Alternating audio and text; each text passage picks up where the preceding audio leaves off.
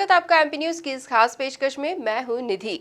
उपचुनाव जैसे जैसे नजदीक आ रहे हैं, राजनीतिक हलचलें भी बढ़ती जा रही है और इन सब के बीच बड़ी खबर ये ही कि लंबे इंतजार के बाद ही सही, लेकिन आखिरकार भाजपा ने प्रत्याशियों के नामों की सूची अब जारी कर दी है।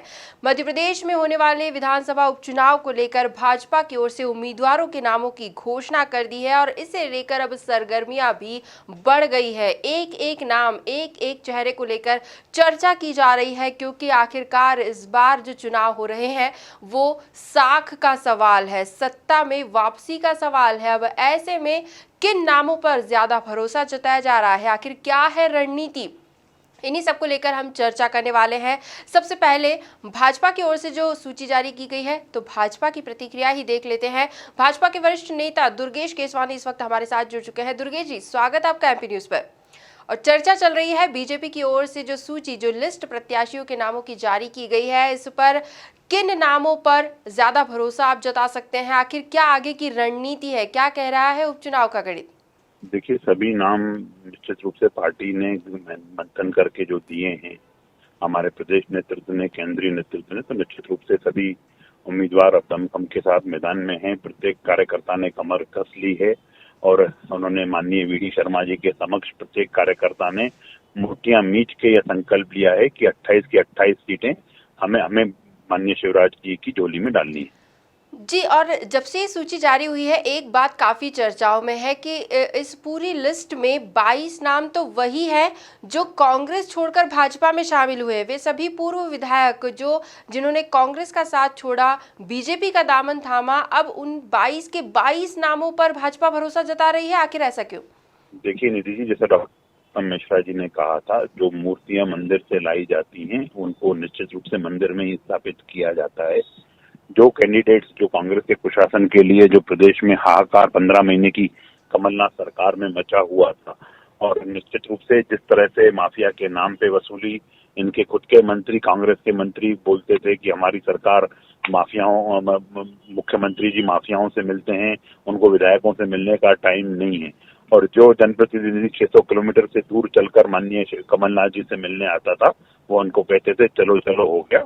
इसी तारतम्य में उन विधायकों ने कांग्रेस के कमलनाथ जी को कह दिया कि चलो चलो हो गया। वो भारतीय जनता पार्टी के सदस्य हैं और भारतीय जनता पार्टी से चुनाव लड़ रहे हैं। निश्चित रूप से जो विकास का एजेंडा है, माननीय मोदी जी का जो मूल मंत्र है, सबका साथ, सबका विकास और सबका विश्वास, उसको लेकर हम जनता के बीच में हैं।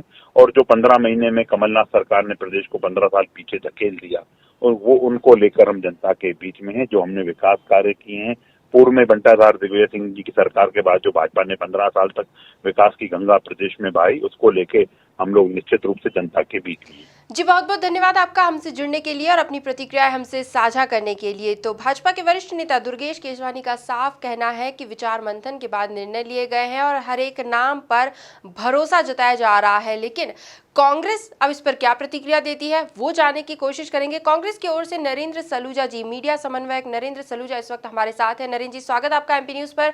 और चर्चा चल रही है बीजेपी ने जो लिस्ट जारी की है उम्मीदवारों के नाम की, उसे लेकर अलग अलग नाम है, हर एक पर भरोसा जताया जा रहा है, लेकिन अब कांग्रेस की रणनीति क्या होगी? कांग्रेस की ओर से भी सूची जारी हो गई है। कांग्रेस की अगर हम बात करें तो आप किन नामों पर अच्छी दावेदारी, यहाँ पर जीत की दावेदारी आप जता सकते हैं? कांग्रेस को किन नामों पर भरोसा है? और बीजेपी की तरफ से जो नाम सामने आए हैं उसके बाद क्या कांग्रेस की रणनीति बदलने वाली है? जो भारतीय जनता पार्टी के प्रदेश अध्यक्ष के एक दिन पूर्व बयान दे रहे थे कि कमलनाथ जी टार्च लेके अपने उम्मीदवार ढूंढ रहे हैं, जबकि सभी जानते हैं कि कमलनाथ जी ने तो अपने 27 उम्मीदवार घोषित कर दिए। आवश्यकता थी टार्च लेके और आंखों में आई ड्रॉप डालने की वीडी शर्मा जी को, क्योंकि उम्मीदवारों का टोटा पड़ा हुआ था। और कल बमुश्किल उन्होंने उम्मीदवार घोषित किए, उसमें भी 25 ऐसे लोगों को टिकट दिया गया है जो दल बदलू हैं, जिन्होंने कांग्रेस छोड़कर भाजपा में प्रवेश लिया है। तो पूरी तरह से एक बार टिकाऊ फिर ठके गए हैं, बिकाऊ हावी रहे हैं। और जिस प्रकार से बात करें तो भौर सिंह शेखावत, जयभान पवैया, मुद्रित शेषवार, और बात करें तो दीपक जोशी ने जिस मुखरता से पूरे मामले को उठाया था, इन बिकाऊओं का विरोध किया था, वो सब ठगे रह गए। एक बार फिर टिकाऊ हावी हो गए, बिकाऊ हावी हो गए, टिकाऊ ठगे रह गए। जी नरेंद्र जी, बहुत बहुत शुक्रिया आपका हमसे जुड़ने के लिए और अपनी प्रतिक्रिया इस सूची को लेकर जो आपने हमारे समक्ष रखी है उसके लिए बहुत बहुत धन्यवाद आपका। तो सबसे पहले बीएसपी ने अपनी सारे उम्मीदवारों के नामों की घोषणा की थी। उसके बाद कांग्रेस ने अलग अलग पार्ट में 3 सूचियां जारी की और उम्मीदवारों के नाम सामने रखे और इसके बाद सबकी नजरें टिकी हुई थी भाजपा के प्रत्याशियों पर। तो आखिरकार वो भी अब सामने आ चुके हैं। बीजेपी ने अपने सारे पत्ते खोल दिए हैं।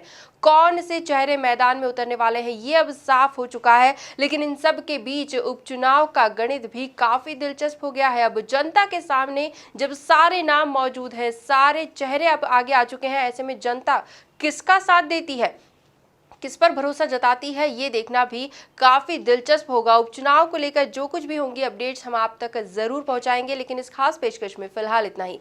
लगातार खबरों को जानने के लिए आप बने रहिए हमारे साथ, देखते रहिए एमपी न्यूज। धन्यवाद।